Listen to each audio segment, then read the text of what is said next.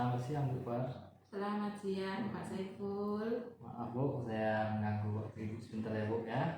Ya nggak apa-apa Pak Saiful. Ini untuk memenuhi tugas di modul 3.1 di demonstrasi kontekstual modul CGP.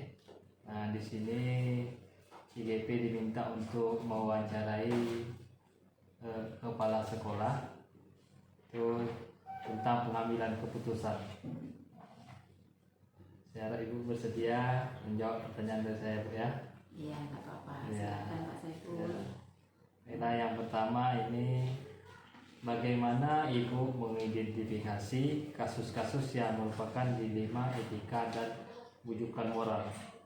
Biasanya yang saya lakukan berkomunikasi secara efektif dengan orang-orang yang terlibat dalam kasus tersebut agar dapat menemukan titik terang terhadap kasus-kasus yang dihadapi dan menanyakan kepada mereka sebenarnya apa yang terjadi sehingga kira-kira apa jalan keluarnya dari permasalahan tersebut nanti akan dibicarakan dengan orang-orang yang terlibat.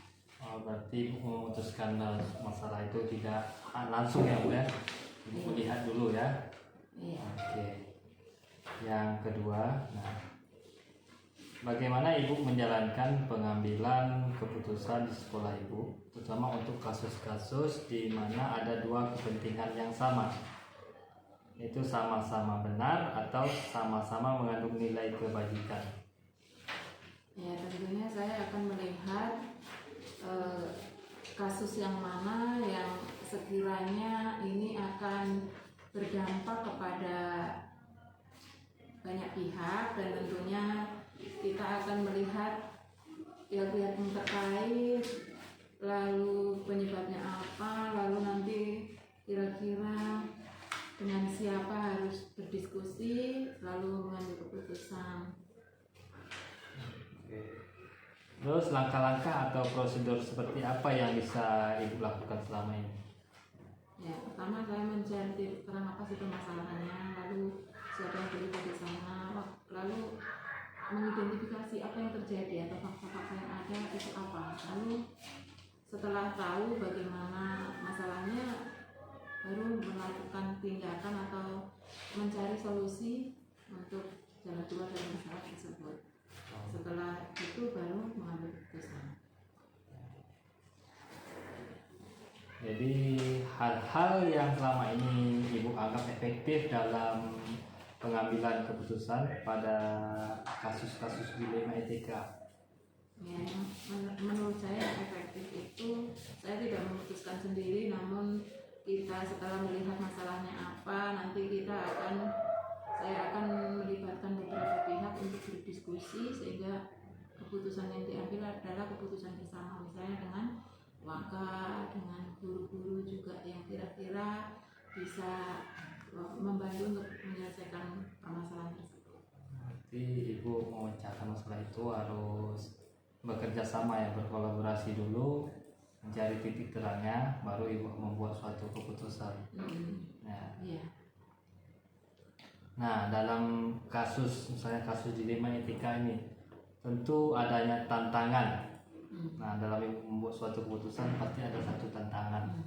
Iya. Ya, tantangannya kadang kalau diputuskan sendiri, tantangannya kadang udah benar atau belum ya, sehingga di sanalah ketika berkolaborasi dengan beberapa pihak, tantangannya yaitu tadi pastinya akan timbul beberapa pendapat. Namun keputusannya nanti jika itu adalah keputusan bersama, mudah-mudahan itu tidak akan menjadi keraguan bagi diri saya untuk menjalankannya. Nah, tentu dalam menyelesaikan kasus dilema etika ini, apakah Ibu mempunyai jadwal tertentu dalam penyelesaiannya?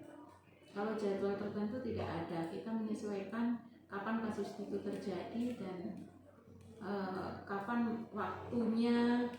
Kira-kira di hari itu bisa selesaikan ya langsung, kalau seandainya tidak mungkin kita ambil waktu yang sama-sama bisa karena akan duduk bersama dengan beberapa pihak di situ.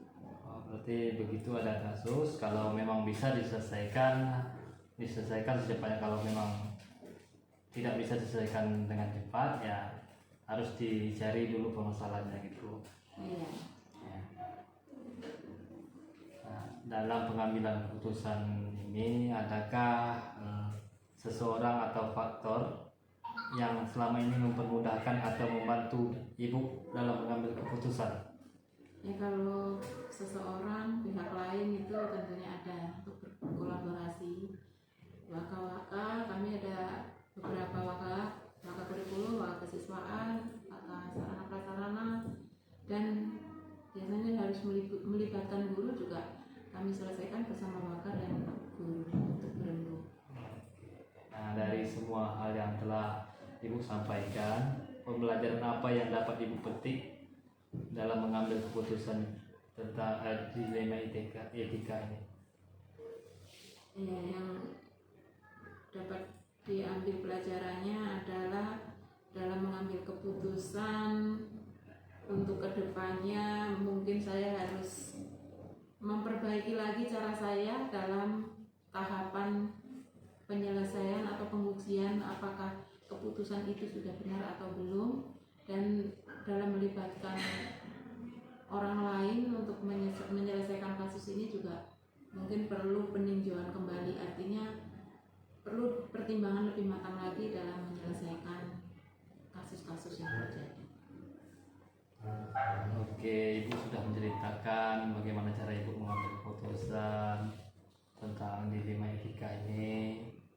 Mudah-mudahan itu nanti berlanjut ya Bu ya.